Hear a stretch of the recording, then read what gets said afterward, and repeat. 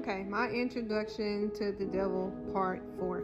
Okay, if you guys haven't caught up, this is basically a journey into my life of what led to my major NDE experience and me meeting the devil and everything. So this is part 4.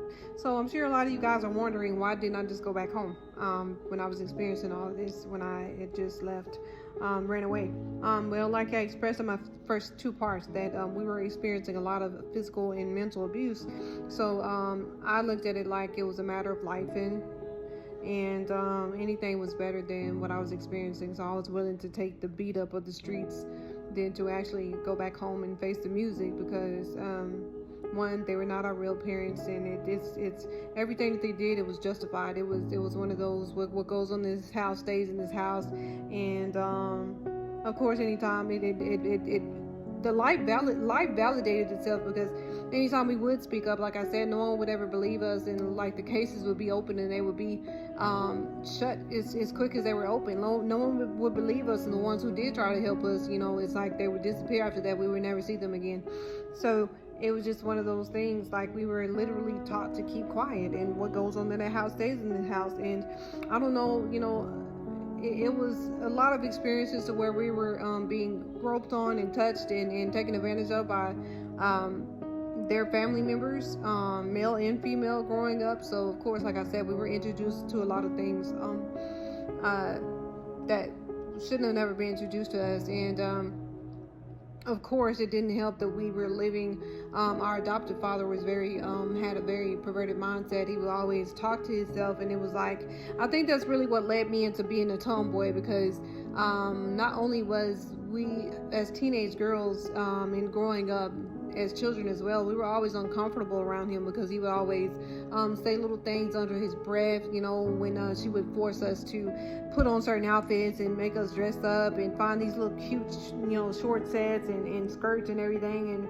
And it was like we were putting on a fashion show. Like every time we would have to put on clothes, we would have to come in there and model and spin around. But it was such in a weird way. It was like, she was like, yeah, come let your daddy see what you got on. It was just so freaking perverted. It was unreal. So quite naturally, we were uncomfortable. And the thing is, she witnessed it. She would watch it. She wouldn't say anything. Like, he would deliberately say something under his breath, and he would grab his groin area. So it was just walking around this, and you can, as a child, I'm even noticing this, that his private area would jump, and he would grab it a lot of times and say little things, and it was like, in my mind, I'm just like, it's a matter of time, and I had no idea what that stuff was. So quite naturally, I was repelled, like, to any type of male attention, anything. So that promiscuity kind of was, like I said, it was birthed into me. Like, I would have things taken advantage of me in my sleep. I remember at one time, and it was about 3-4 in the morning, and I had something choking me, and I woke up out of my sleep. I felt like I was being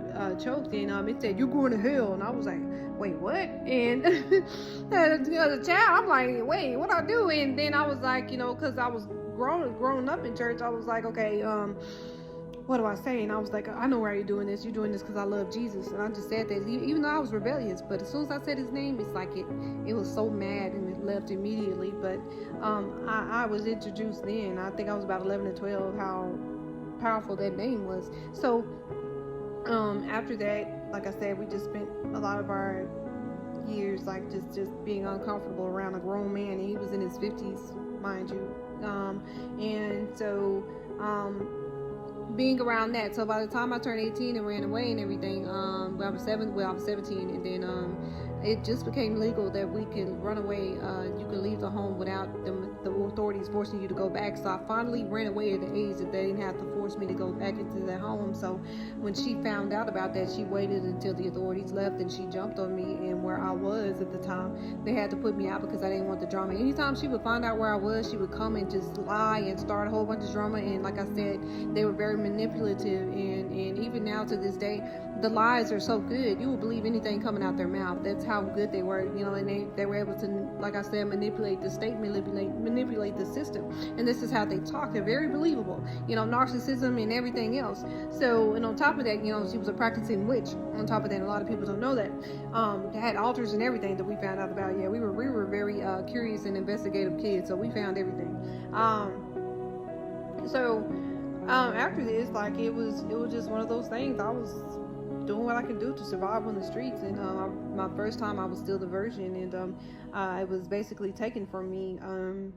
I put myself in a compromising situation. I had no concept of boys or anything. Like I said, I was a tomboy. It was just me leaving the home, and I pretty much took advantage of me, and I told him no. I remember telling him no, and being like being abused, like you're almost like you're taught to just sit there and take it. And after I realized I was being overpowered, I just laid there until it was done. And when they found out about it, people that I felt were supposed to protect me, they basically said that I deserved it, and it might not have happened, and everything. Just made up every type of excuse. Even people, my best friend, I thought. And they went and questioned the guy about it, and just because he said he didn't do it, it's automatically, oh, well, you lied. Well, just because a man says he didn't do it doesn't mean it didn't happen. So of course, I never had a lot of protection growing up. I didn't have any protection. It was just me against the world. So like I said, just it was, at this point, it was rejection. It was all type of things. So this is literally what led to my promiscuous journey, and I felt like I needed to bring that out. And of course, anything was better than where I came from. So, I just accepted it, and I was in and out of homes, prostitution, everything, and in and out of abusive relationships, running into pimps, running into pastors who claimed to be men of God and wanted to help me, and was sleeping with me and taking advantage of me, on the streets with people, in order for you to eat or have somewhere to stay, or if you want to be anywhere in their presence or be somewhere you felt like you were safe, you had to sleep with them to be fed. You had to sleep with them to be helped. And this is literally the type of toxicity I ran into. Like, the devil had his hands on me for a long time. And of course, I'm thinking this normal, and I still convince myself the whole time, anything is better than what you came from.